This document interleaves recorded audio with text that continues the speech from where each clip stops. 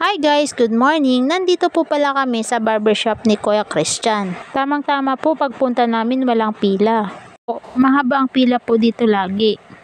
Sabi ko nga po sa kanya, huwag kang makulit para mabilis ka ni Kuya matapo. At ito na nga po, inumpisa na nga ni Kuya. Habang ginugupitan ni Kuya, ayun po, kinakausap siya.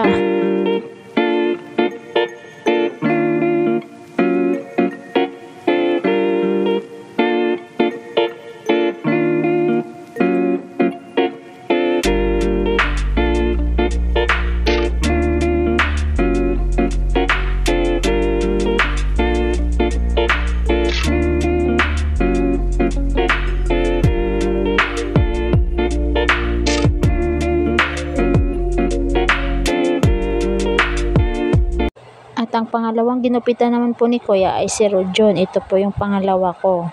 Ito po kasi guys, hindi ito malikot pag ginugupitan. Sabi ko nga sa kanila, kailangan nyo na po talaga magpagupit kasi pasukan na po.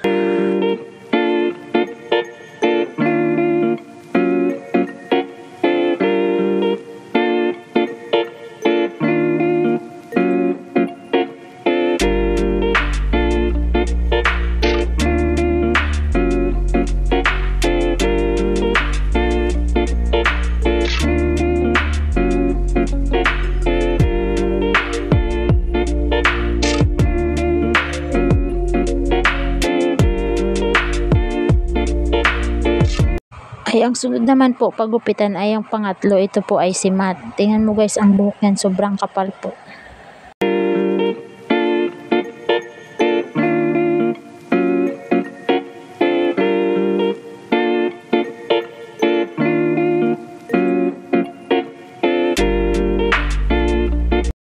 Ito naman po guys, yung pang-apat, si RJA yan. Medyo ang buhok nito makapal pero pabawasan lang nito konti. O diba guys, parang hindi lang nagpagupit kasi konti lang daw ibabawas.